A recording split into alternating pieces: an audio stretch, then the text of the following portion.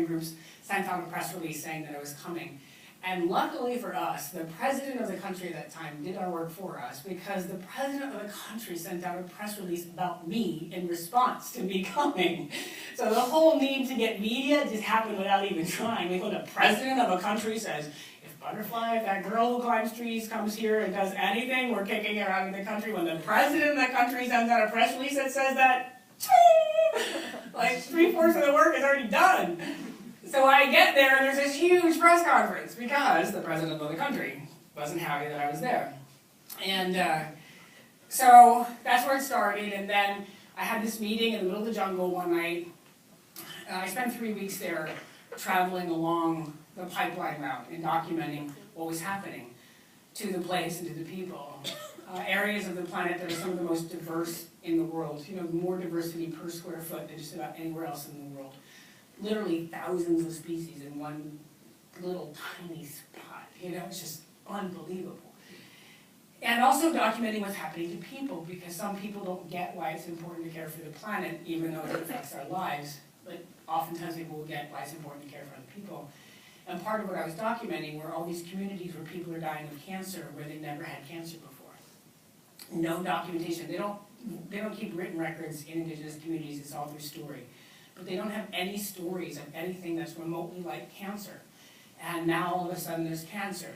Taking videos and photos and writing down the stories of children literally covered in sores. Because the place they go to clean off is in streams. And I talk about it and I cry. And I'm not afraid of that and I'm not ashamed of that, because I know we can do better as a human family, and it breaks my heart that we don't do better, especially because I have been there with the children, and they're covered in sores because their streams and their rivers are so polluted by what's happening with oil. They have to go to those streams and rivers to cool off, to play, to clean, but it's so polluted that it's covering them in sores. They have no other option. So I'm there documenting all of that to show people, look, this is what happens when we make this choice. We have to be accountable for what happens when we make this choice. We have to own it. It's our responsibility. So I was there documenting, and then this one night in the jungle, there was this big convergence of representatives from 13 different tribes, various Ecuadorian, indigenous and non-indigenous groups, and then 2 U.S. groups, including Amazon Watch. We had this big meeting, and there was this young man who had done TREASIT and had gotten arrested, and I don't speak Spanish, so this whole thing was being translated, but I could tell when he was talking, he was looking at me, that he had something to say to me. And when it was translated, basically what he said was, it would be great if you'd be willing to be arrested. And I told him I wouldn't have come here if I wasn't willing to be arrested. And when that was translated, everybody went, woo! So then we spent the next couple of weeks trying to get me arrested, and none of it worked. And part of what was interesting in doing this work was some of the ideas they had weren't actually good. So as a white ally doing work in indigenous community and native community and communities other than white, I had to figure out how to say that without offending them and making them feel like I knew better. But I basically said, here's the thing, some of their ideas, because I've done a lot of work in the media, I knew how the media would take what that action was. So from their worldview, it made sense, but I was trying to say okay, that's a great idea, but let me tell you, if we did that, this is how the media would cover it. We don't actually want that to be the story, do we? No? Okay, can we plan something else? Okay. Hours and hours of talking about it. So we tried all these various things, none of them worked, and then the final day we had a meeting with the head of Occidental Oil Petroleum Company in Quito, Ecuador. And it was supposed to be with myself and 6 or 7 other representatives of the tribes and of activist groups, etc. But we planned this big action where actually hundreds of us showed up. And when we showed up, I'm going to say it was hundreds, I don't remember how many people it was. It was a big group. When we showed up, the Occidental Oil headquarters panicked because there was all these people. And they locked all the doors, and they're like, you can't come in here. And we're like, well, we have a meeting. Well, you didn't agree to a meeting with all these people. And I said, we weren't trying to bring them all in. They're staying out here so that people out here know what's happening in there. That's our goal. And so we're going to come in, we're going to keep our agreements of only 7 of us. The rest of them are going to stay out here. We're going to have our meeting. They said no. We said yes. They said no. And then they said, well, they finally said, well, we'll meet with Miss Butterfly. And I was like, there is no way that I, as an outsider white person who has My life is not being impacted by their choices. There's no way I would go in there and claim to be able to speak on behalf of the people whose lives are actually being impacted. You go back and you tell your boss, they keep their original agreement, we're keeping ours, we're not bringing all these people in, we're just bringing the 7. You keep your agreement or else we're going to shut you down. And he went back in and came back out. Well, Ms. Butterfly, we appreciate your perspective, but they just want to meet with you. Okay, so let me tell you again, because clearly the point wasn't made. So I went through it again. They went upstairs to the headquarters. They came back down and said, no, they're only willing to meet with you. I said, okay, fine, we have to shut you down then. So we did. So we shut down the headquarters for about 4.5 hours, and then the military and police showed up. This was supposed to be my last day in Quito. And I got arrested, and which was great. It was perfect for the cause. It was crazy. I mean, it was crazy. I don't speak Spanish. I'm in a country that doesn't speak English. When I get taken to prison, they throw me in a closet.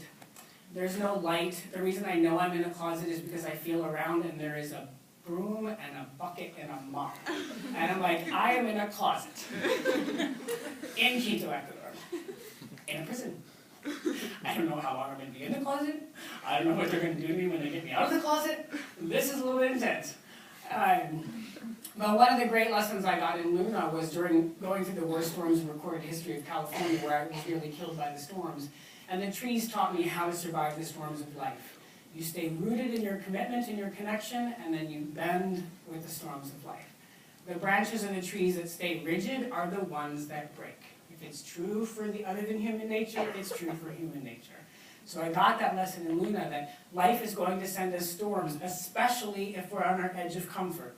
If we're in our comfort zone, we still get sent storms. The unexpected loss of loved ones, the loss of a job that we thought was secure. Like, life is going to send us storms sooner or later. But if we're on the edge, like I tend to live my life, we're going to get sent more storms.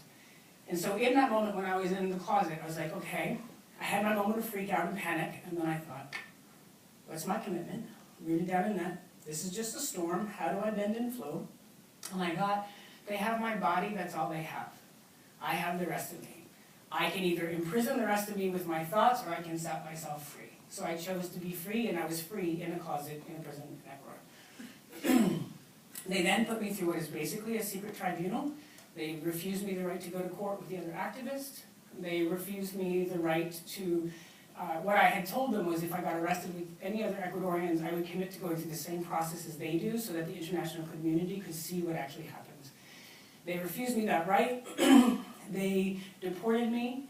They're supposed to, by law, you're supposed to be deported back to your country of origin. They deported me to Mexico because that was the next plane out of the country.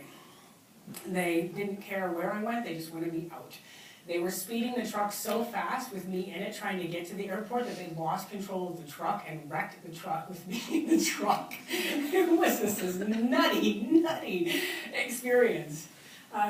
What was good, I was grieving really hard because I had promised these activists that I would go through the process, and I didn't know if they knew that I was actually being refused that option.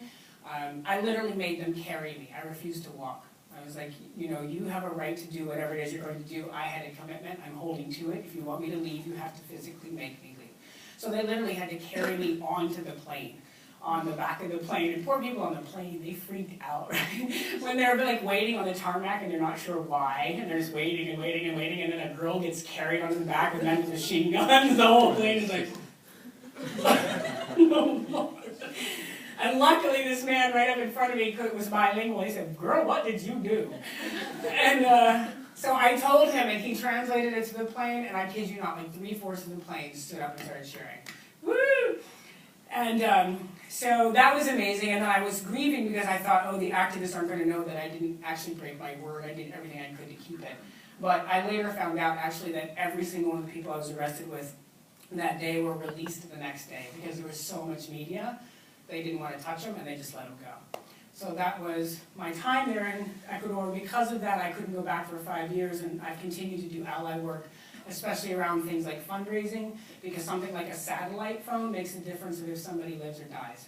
And so I've done things to try and get support on the technical, on the ground level that can help them be safe and empowered in very remote areas. Working on